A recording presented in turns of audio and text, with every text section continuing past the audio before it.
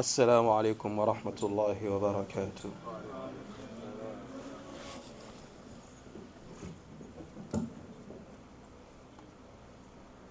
الله أكبر الله أكبر الله أكبر الله أكبر أشهد أن لا إله إلا الله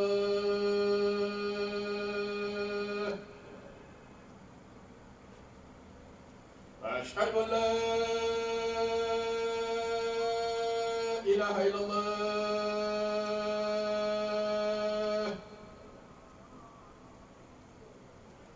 أشهد أن محمد رسول الله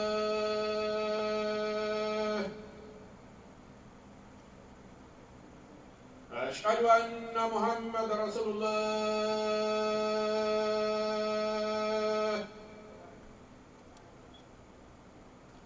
حي على الصلاة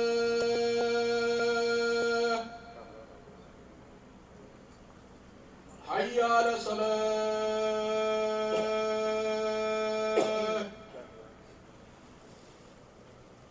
حي على الفلاح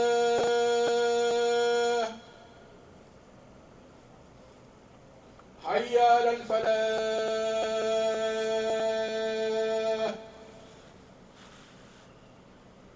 الله أكبر الله أكبر الله أكبر. لا إله إلا الله لا إله إلا الله سيدنا محمد صلى الله عليه وسلم.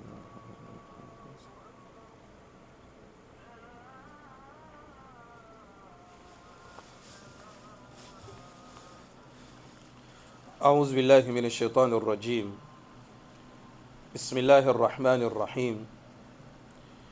الحمد لله الذي خلقنا وميزنا بالعقل للإدراك والفهم وفضلنا على كثير ممن خلق تفضيلا، ثم جعل لنا مواسم للطاعات، فالسعيد من اغتنم تلك المواسم للتقرب إلى الله سبحانه وتعالى شهر الله الحرام شهر المحرم. إن الله تبارك وتعالى قدم لنا هذه المواسم لنتقرب إليه بالطاعات، فعلينا أن نلتزم ونعبد الله سبحانه وتعالى في هذه اللحظات وفي كل اللحظات، لأن هذا هو الغرض الأساسي.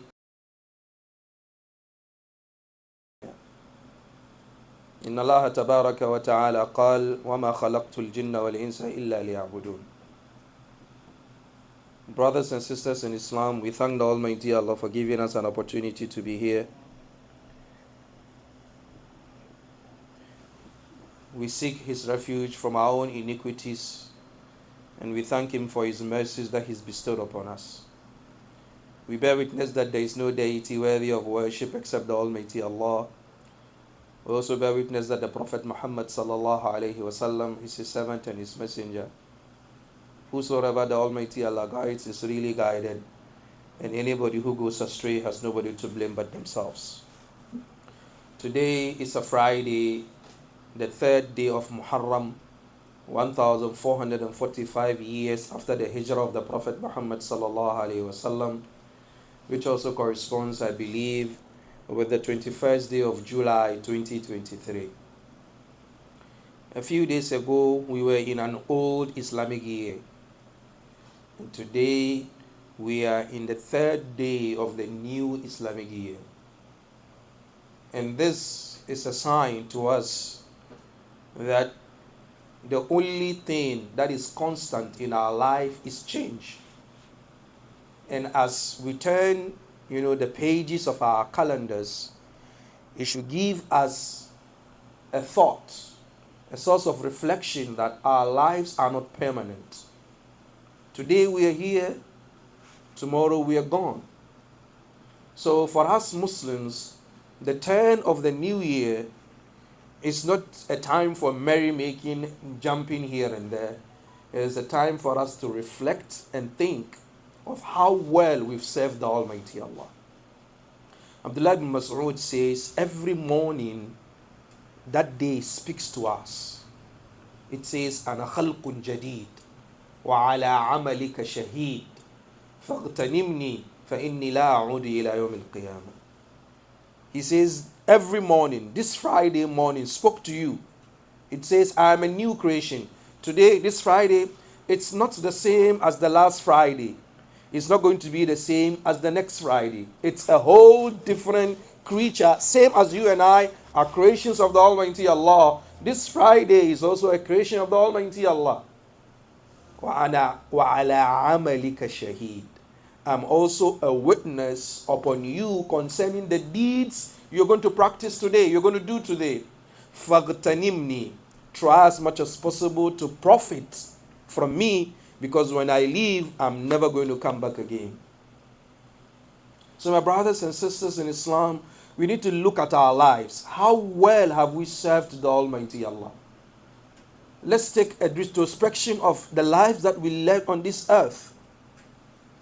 40-year-old, 30-year-old, 60-year-old, 70-year-old. When I die today and I'm put in my qabr, in my grave, what is going to happen?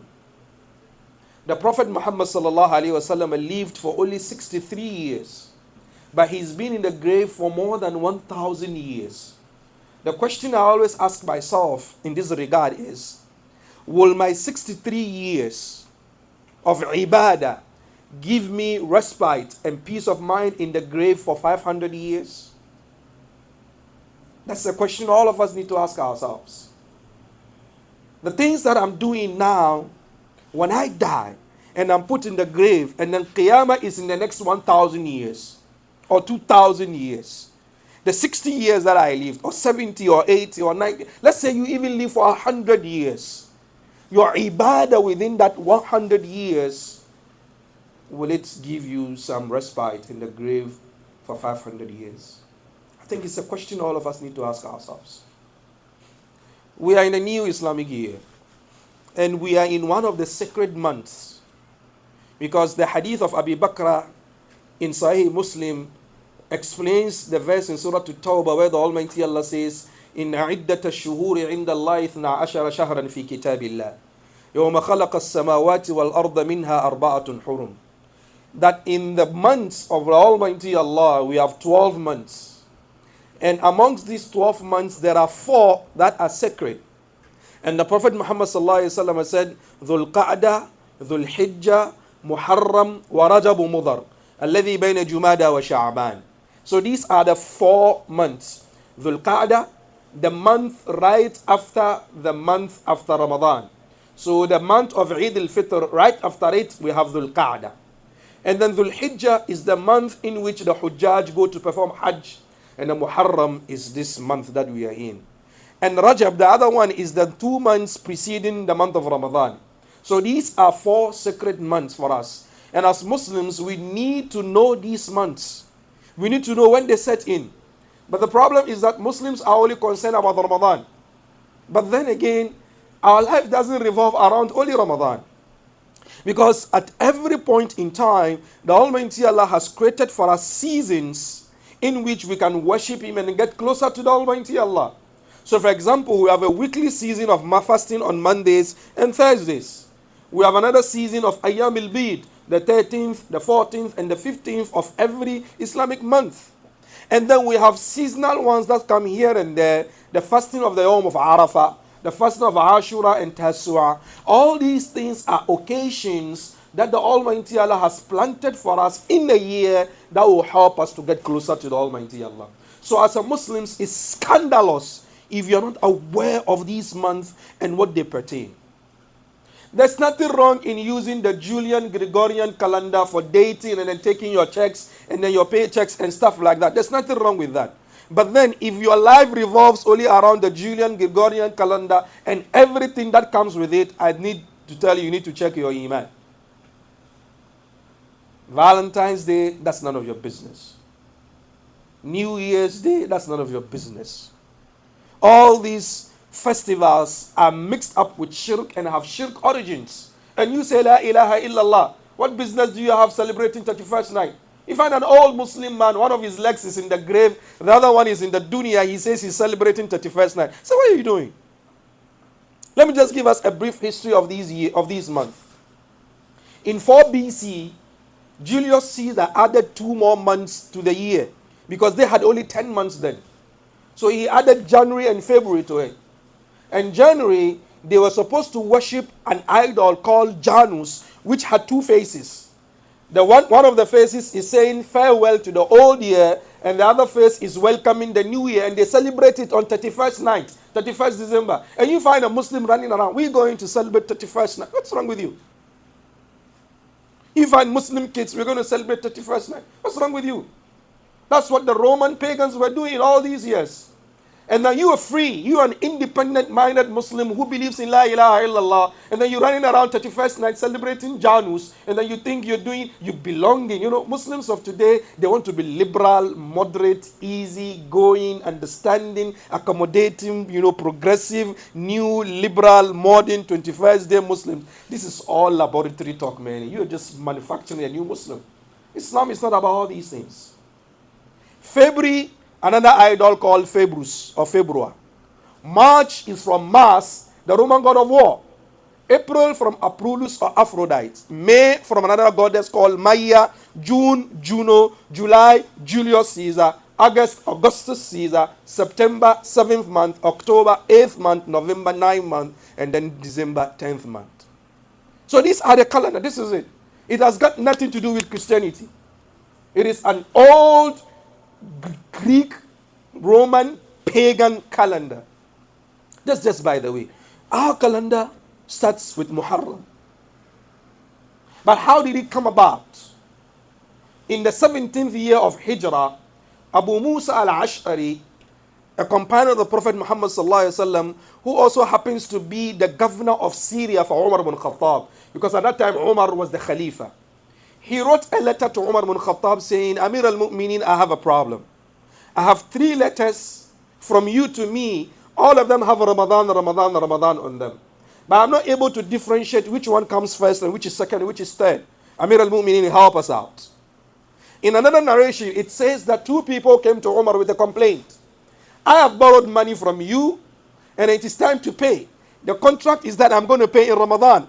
But it didn't say Ramadan this year or next Ramadan or the other Ramadan. So the owner of the money is like, it is this Ramadan. And the one who took the money says, no, it is the next Ramadan. So Umar ibn Khattab gathered the Sahaba to find a solution for this. And the solution is we need to find a dating system. And historically, most parts of the world didn't have a specific dating system, a constant dating system. The Chinese had it, the Persians had it, the Romans had it, the Egyptians had it. But then the Arab world didn't have it. Maybe an Arab tribe of Himyar, of Yemeni, origin, had a system of dating. But the rest of the Arab world didn't have that. So that is why you hear them say, Aamul Fil, the year of the elephant. Aamul Huzn, the year of grief. They use incidents to denote what? Happenings. So they gathered the Sahaba and it was like, why don't we use the dating system of the Romans and the empires? They say, we are Ummat al-Islam. We don't need to copy anybody. We need to have our own way of doing things. It's okay, fine. Why don't you use the birth of the Prophet Muhammad sallallahu alaihi wasallam? They said, no, we don't know even when he was born. He told us he was born on a Monday, but as to the year, we can't tell. They said, okay, why don't we use his death? They said, no, we can't use his death. That's mourning. And they decided, let's use the Hijrah, because when he migrated from Mecca to Medina, that is when we became an autonomous community. That is when we became independent. We could run our own affairs. So they pegged it at the year that he did the Hijrah. That's one. But then the Prophet Muhammad sallallahu alaihi wasallam didn't migrate in Muharram. He migrated in Rabiul Awwal.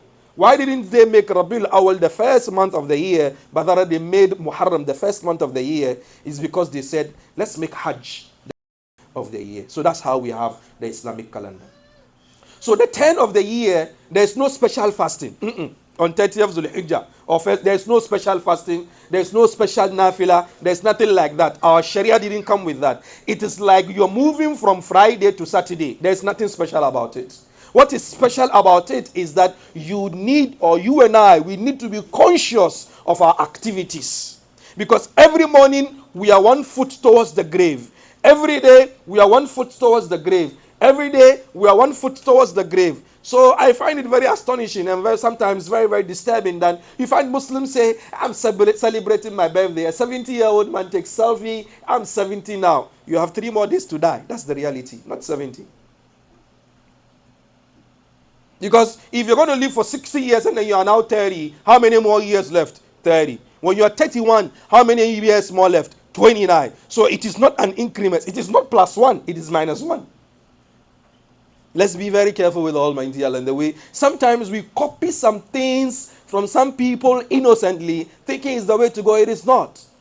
Our life is decreasing every day. وَمَن نُعَمِّرُهُ نُنَكِّسُهُ فِي الْخَلْقِ. Anybody who is given a lot of years, the Almighty Allah reduces your life. You are 60 now. When you are 20 years old, you can run from here to Harrisburg. Now you can't even run from here to where? To Masjid al-Jamia. You can't go there.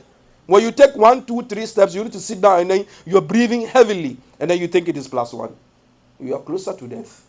أقول ما تسمعون وأستغفر الله لي ولكم ولسائر المسلمين من كل ذنب فاستغفروه إنه هو الغفور الرحيم.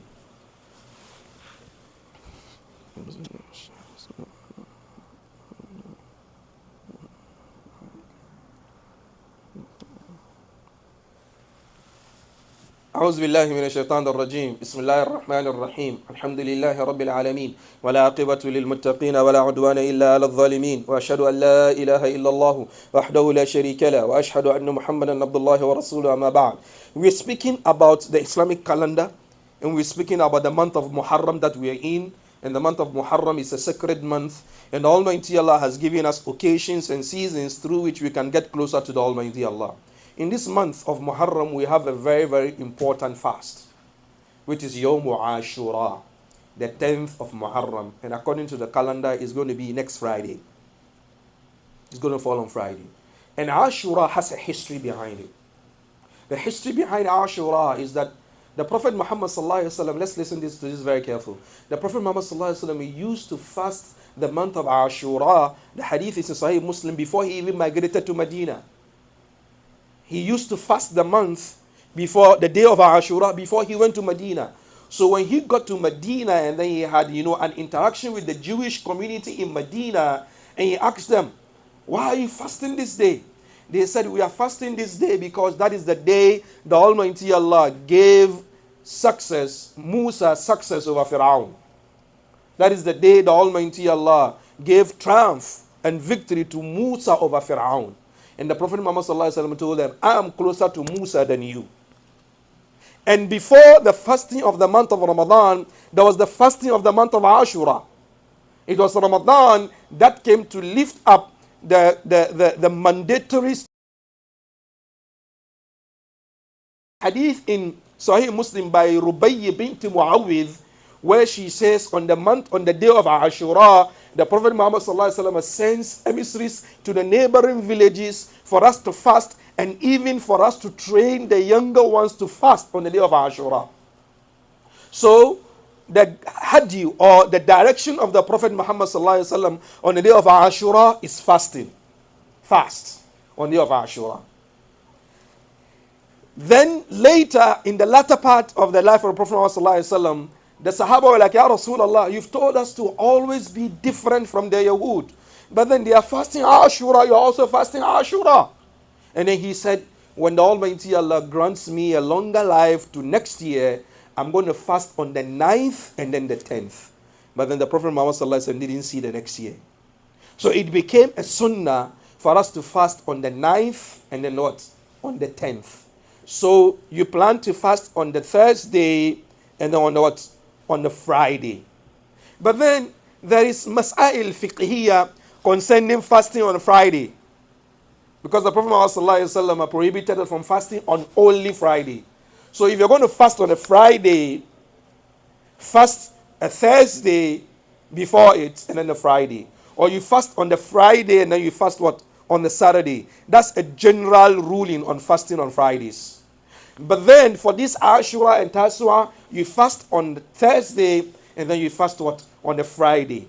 Or you fast on the Friday and then you fast on a Thursday. Don't leave the Friday all alone on its own to get the extra blessing of following the hadith of the Prophet Muhammad sallallahu alaihi wasallam.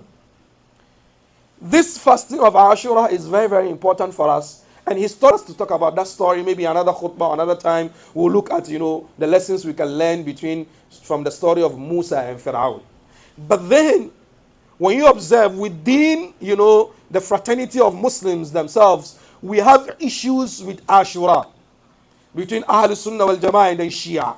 So sometimes you see, on the international television, some Muslims, striking themselves with knives and then, whipping themselves and stuff like that. What's the reason? What's the history behind it? Why is it that the rest of the Muslim world is not doing it, but a particular Muslim group is doing it? The history behind it is that there is the grandson of the Prophet Muhammad sallallahu alaihi wasallam called Al-Hussein, who is the son of Fatima and Imam Ali radiallahu anhu. And then he was killed, assassinated on this day that we are speaking of, the 10th of Muharram.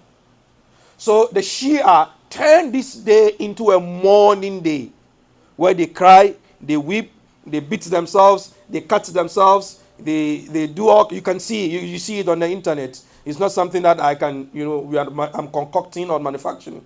And that's why they do that. For them, it is not a day of fasting as how the Prophet Muhammad sallallahu alaihi wasallam taught us. For them, it is a day for you to strike yourself and weep and cry because the grandson of the Prophet Muhammad sallallahu alaihi wasallam was assassinated that day. The fact that we choose not to beat ourselves and cut ourselves doesn't mean we're happy that Hussein has been killed. Because they make it look like Ahlul Sunnah is happy that Hussein has been killed. No. And what happened then? Historically, there are some things that happen after the death of the Prophet Muhammad sallallahu alaihi wasallam. If not for educational purposes, we don't speak about it publicly because it's not nice. Let's be very, very frank. Some things happened after the Prophet Muhammad sallallahu alaihi wasallam which were not nice. For example, Umar was assassinated when he was leading Salat al-Fajr. Uthman ibn Affan was slaughtered like a sheep in his own house in Medina. Ali ibn Abi Talib was killed whilst leading the Salah. So these things, bloody incidents in our history, is not something that we come onto the minbar to come and speak about it. But then our neighbors, the Shia, that is where their trade is in. Speaking about the fitna that happened after the Prophet Muhammad sallallahu alaihi wasallam, and then using that as a means to cast aspersions on the Sahaba of the Prophet Muhammad sallallahu alaihi wasallam. Calling Abu Bakr names, calling Umar names, calling Uthman names, and even in part of their riwayat, all the Sahaba became kuffar after the Prophet Muhammad sallallahu alaihi wasallam, except 4 of them or 5 of the Sahaba. So it's not something that is palatable, and I don't normally like discussing it publicly on a minbar. I prefer to have it, in a classroom setting where we understand it holistically, because it has a genesis and then it has turned into a whole, theological ideology that we have. You look at the Sunni world, you look at the Shia world, and then it's like 2 different religions. Because it started as something very, very small, and then it metamorphosized, and then it changed totally. To the extent that some Shia will call Salah, and Ahlul Sunnah will call Adhan, and you see differences. Which of the ones that did the Prophet Muhammad sallallahu alaihi wasallam teach? Did he teach the Sunni one or did he teach the Shia one? You come to Salah, you see differences. You come to Masail, a lot of fiqh issues, you see differences. You come to Aqidah, you see a lot of differences. I'm not saying let's all leave our bagadis and come and sit on the same table. It's not going to work. It's not. Forget about it. All these, there's the Sunnis and then the Shias. We need to come together and sit on the same table. Let me be very, very frank with you. It's not going to work. Because this is a 1,000-year-old division between us, and you think you can solve it today? And each side has its own books and its own theology. So let me just give us a brief history of what happened to Hussein, for you to understand. After the assassination of Ali radiallahu anhu, the community, the Khalifa. And all these things that happened, the Prophet Muhammad told the Sahaba clearly. He told them exactly what is going to happen. He told Abu Bakr, you will die in your bed. He told Umar, you will be killed. He told Uthman, you will be killed. He told Ali, you will be killed. He told them. He told Ali, you will be killed. The knife will move from one side of your neck to the other side of your neck. He told Ali radiallahu anhu that. And Ali radiallahu anhu, they will go for war. He will be stabbed with a knife. He will be cut. He will be seriously injured. And then his companions are like, Amir al-Mumin, I think it is time. He said, no, I'm not going to die now. They're like, how do you know? He said, Rasulullah told me my death, I'll be cut from here to here. So until you see a knife from this side to this side, I'll be alive. And that was how he was killed. On the 17th day of Ramadan, on a Friday. The Khawarij, another historical aspect, who were supporters of Ali, deserted Ali, and then they decided to kill Ali, to kill Muawiyah, and then kill Amr ibn As. And Ali bin Abi Talib was killed. They put the same day to kill all of them. Ali was killed. Hassan became the leader. After some time, Hassan called Muawiyah and he said, Muawiyah, you take the leadership. I don't need it. And this thing that Hassan did, the Prophet Muhammad predicted it. He predicted it. He said, Inna ibni hadha la sayyid. This son of mine is a leader, and then he's going to be the solution for the problems between the Muslim community. And when Hassan abdicated the position and gave it to Muawiyah, all the internal wrangling and all the problems died one time. And the Muslim Ummah came back together as one force. After the death or by the time when Muawiyah was going to die, he placed his son Yazid on the throne, and they became a problem. The people of Kufa, who were the supporters of Ali radiallahu anhu, who were there when Ali was killed, later called Hussein, come and be the leader. And the younger Sahaba at that time, who have become old men now, like Abdullah ibn Umar, Abdullah ibn Abbas, and the rest, told Hussein, don't go. These people were with your father, and they didn't give him the necessary support that he needed. He was killed in their midst. Don't go. He said, no, the people wanted me. They sent him 500 letters. 500 letters. Imagine you will have 500 text messages today to go to a place. Will you go or not? You want to go? You will go. So he received 500 letters, and then he moved with about 72 of the family of the Prophet Muhammad sallallahu alaihi wasallam.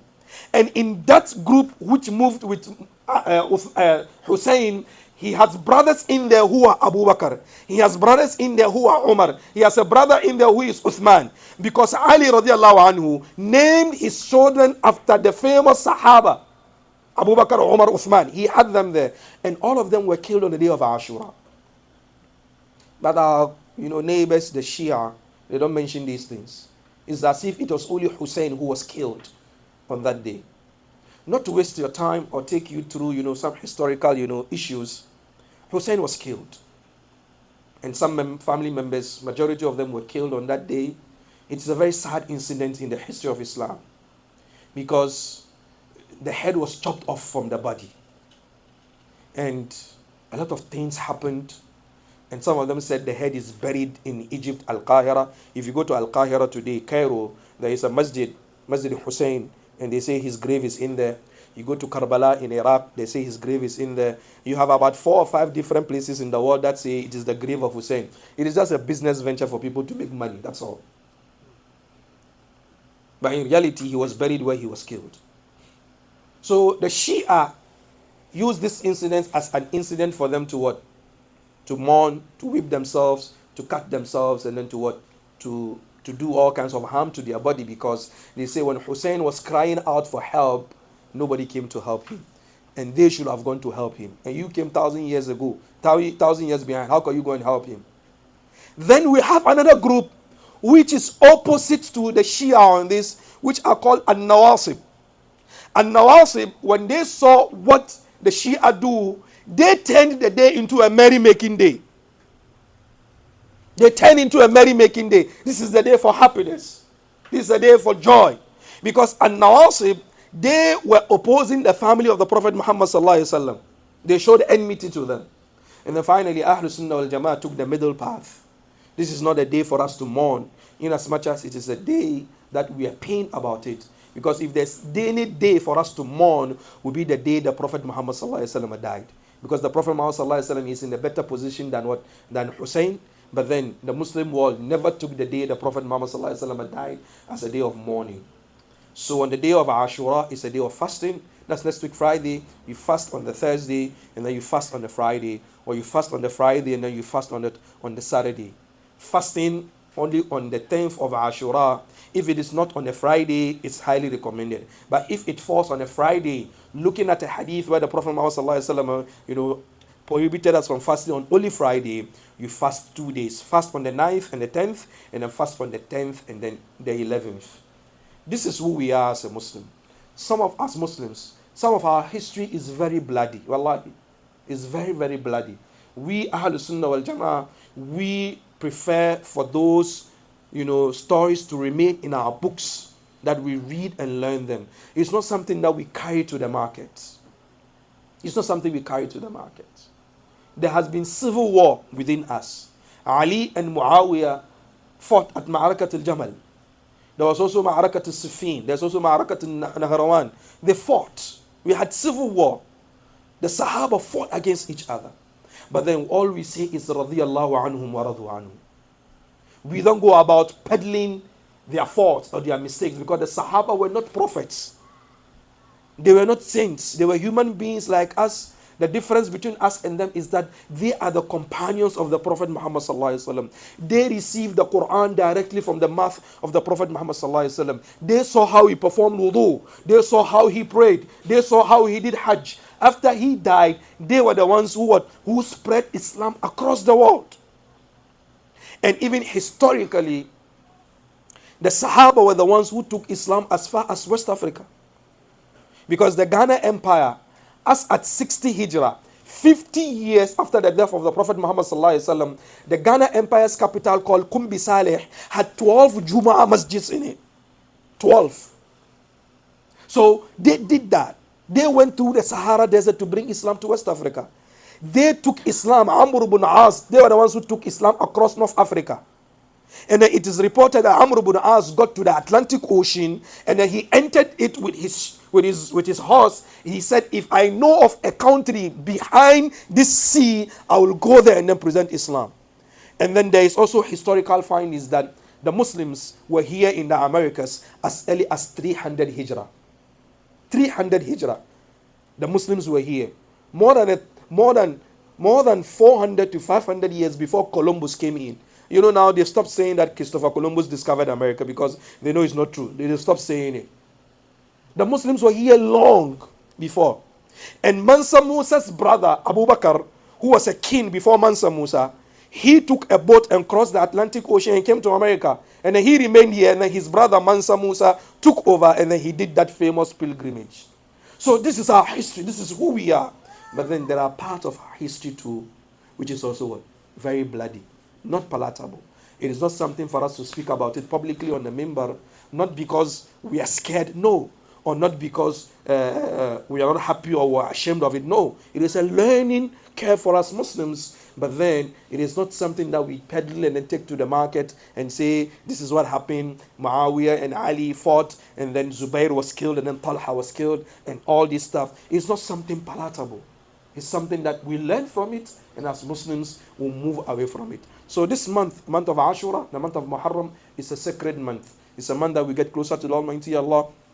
And the highlight of this month is that we are fasting next week Thursday and Friday, or we fast Friday and we fast Saturday. ربنا آتنا في الدنيا حسنة وفي الآخرة حسنة وقنا عذاب النار ربنا لا تزغ قلوبنا بعد إذ هديتنا وهب لنا من لدنك رحمة إنك أنت الوهاب ربنا إنك جامع الناس ليوم لا ريب فيه إن الله لا يخلف الميعاد ربنا إننا سمعنا مناديا ينادي للإيمان أن آمنوا بربكم فآمنا ربنا فاكتبنا مع الشاهدين ربنا وآتنا ما وعدتنا على رسلك ولا تخزنا يوم القيامة إنك لا تخلف الميعاد اللهم أعز الإسلام والمسلمين وأذل الشرك والمشركين ودمر أعداء الدين وانصر إخواننا المستضعفين في كل مكان وانصر إخوان المستضعفين في كل مكان في كشمير وفي شيشان وفي أفغانستان وفي ليبيا وفي صوماليا اللهم انصرهم على أعدائهم اللهم من أرادنا وأراد الإسلام بسوء فرد كيده عليه اللهم زلزل الأرض تحت أقدام أعدائنا برحمتك يا عزيز يا غفار يا رب العالمين سبحانك اللهم وبحمدك نشهد أن لا إله إلا أنت نستغفرك ونتوب إليك قوموا إلى صلاتكم يرحمكم الله الله أكبر الله أكبر أشهد أن لا إله إلا الله محمد رسول الله حي على الصلاة إلى الفلاح. Well, next Friday you are the next Imam. الله Yes. استووا استووا صار الحلقة استووا في صفرة والتراوح